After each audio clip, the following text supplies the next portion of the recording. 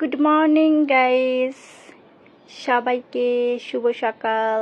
এই চা গরম, ঘুম থেকে উঠে সকালবেলায় গরম গরম লিকার বেশি, দুধ বেশি, চিনি বেশি দিয়ে এক কাপ চায়ের চুমুক যে কি মজা, একমাত্র তারাই বুঝবে যারা আমার মতো টি লাভার। আমি সকাল সকাল চা বানিয়ে ফেললাম। চা বানিয়ে এই যে দেখেন, এখন আমি চা খেতে বসে গেলাম।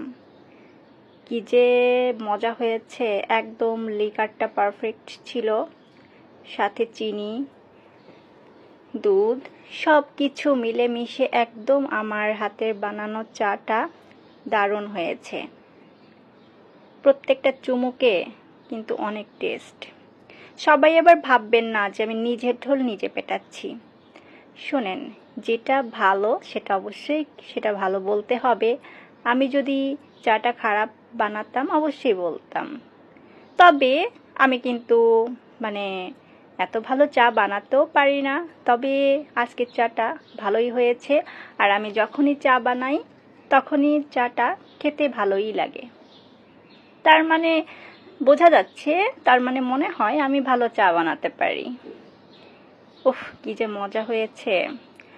একদম সকাল সকাল এরকম গরম গরম চায়ের চুমুক, ধোয়া ওঠা চা একদম মনটাকেই ফ্রেশ করে দেয়। লিকারটাও পারফেক্ট ছিল। বাইরে পাখি কিচিরমিচির ডাকতেছে। ঢাকা শহরে পাখির ডাক কিন্তু খুব কম শোনা যায়, কিন্তু আজকে সকালবেলায় আমি যখন চা বানাচ্ছিলাম, আমার কিচেন থেকে আমি জানালা দিয়ে বাইরে দেখলাম পাখিগুলা উঠতেছে, কিচিরমিচির করে ডাকতেছে। ইভেন এখনো আমার বাসার, আমার রুমের জানালার ওই পাশ থেকে পাখি ডাকতেছে এবং জানালার গ্লাসে এসে দুষ্টুমি করতেছে। এত সুন্দর একটা সকাল, তার সাথে গরম গরম চা, পাখির কিচিরমিচির ডাক, খুবই ভালো একটা মোমেন্ট পার করছি। আর ঢাকা শহরে তো আসলে পাখির ডাক শোনাই যায় না, খুব ডিফিকাল্ট। তারপরেও আজকে পাখির কিচিরমিচির ডাকটা শুনে আরো মনটা ভালো হয়ে গেল। চাটা অনেক টেস্ট হয়েছে, একদম পারফেক্ট। সকালবেলায় ঘুম থেকে উঠে যোগা করলাম, ব্যায়াম করলাম, এক্সারসাইজ করলাম। তারপর এই তো প্রতিদিন আমি সকালে যেটা যেটা করি সেটার মতো আজকেও করলাম। তারপরে আমি গরম গরম চা খেতে বসে গেলাম। আর নিজের হাতে চা বানিয়ে খাওয়ার মজাই আলাদা। আমার তো ভীষণ ভালো লাগে।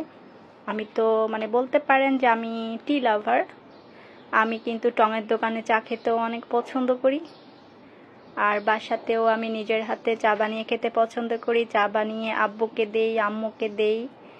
খুব আনন্দ করতে করতে আমি এবং আমার ফ্যামিলির সবাই চা খাই।